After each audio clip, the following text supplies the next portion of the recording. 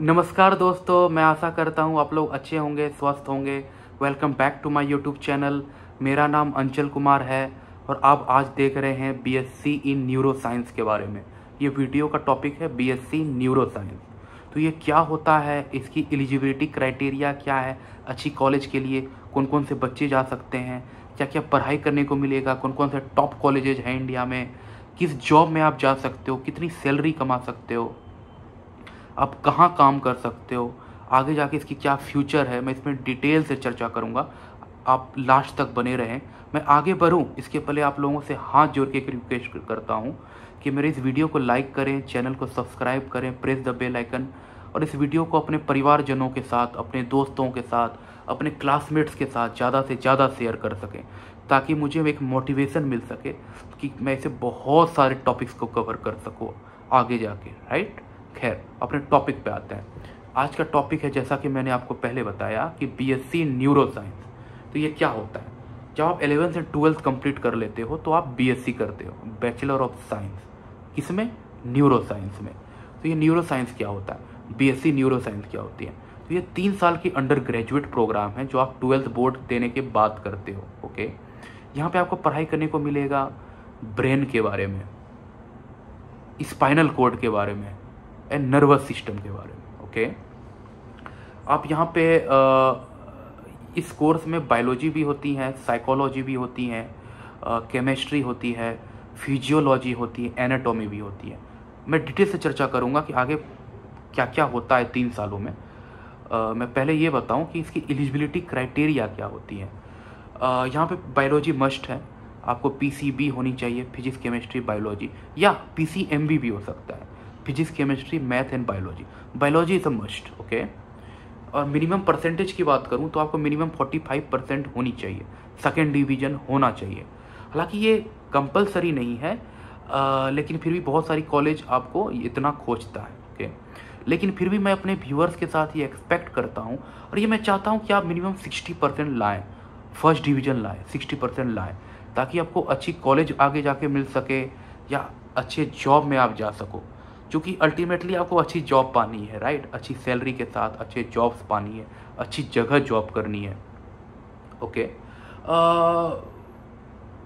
बहुत सारे college math के बच्चों को भी कंसिडर कर लेते हैं, ताकि आप रिसर्च में या कंप्यूटेशनल न्यूरो साइंस में भी मैथ की रिक्वायरमेंट होती है। लेकिन बायोलॉजी होती है तो आपको कोई प्रॉब्लम नहीं है, वो हर कॉलेज में ये क्राइटेरिया आप फुलफिल करते हो अगर आप बायोलॉजी लेते हो। बहुत सारी कॉलेज में डायरेक्ट एडमिशन्स भी होती हैं, लेकिन मैं कुछ इंट्रेंस एग्जाम्स की ऐसे मैं नाम बता रहा हूँ। अगर आप वो देते हो तो आप अच्छी कॉलेज में जा सकते हो। अगर आपने अच्छा मार्क्स लाया, अच्छे रैंक लाए, अच्छी कॉलेज में जा सकते हो।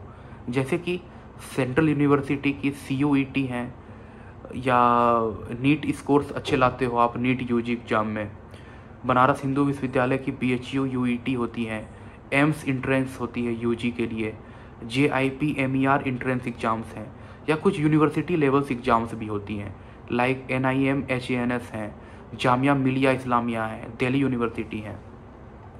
ये 3 साल की स्टडी होती है, मैंने आपको पहले बताया, 3 साल की स्टडी और 6 सेमेस्टर, 1 2 3 4 5 6। तो जो ईयर 1 में आपको पढ़ाई करने को मिलेगा वो है fundamentals of biology and chemistry, cell biology, human anatomy, physiology, introduction to psychology, biophysics.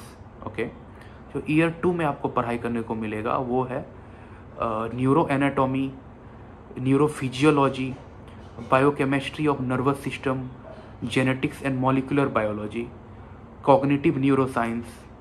जो आपको लास्ट ईयर में पढ़ाई करने को मिलेगा ईयर 3 में वो है neuropharmacology, neurological disorders and diseases, neurochemistry, research methodology and lab works, या कुछ प्रोजेक्ट्स होंगी, कुछ इंटर्नशिप्स भी होंगी, आपको थेसिस लिखना होगा।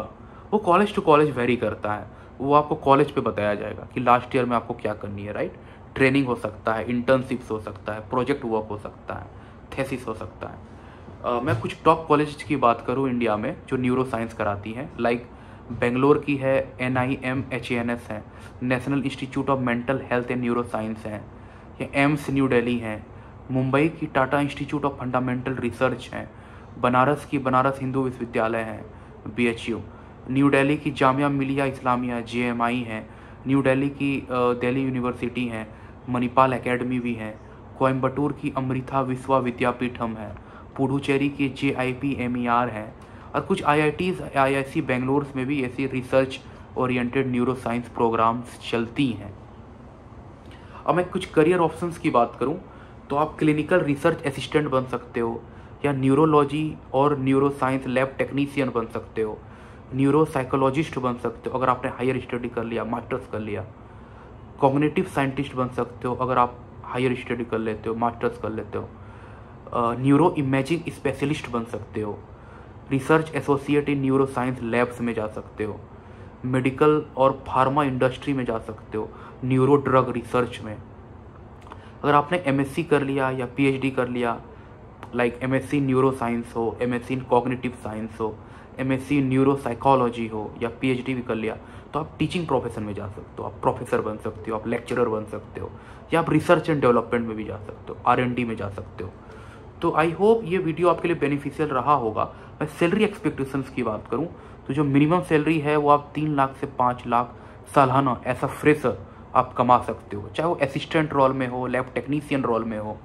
अगर आपने मास्टर्स या PhD कर लिया या आप कुछ एक्सपीरियंस ले लिए तो आप 6 लाख से 12 लाख सालाना भी कमा सकते हो रिसर्च में, न्यूरो साइकोलॉजी में, फार्मा इंडस्ट्री में।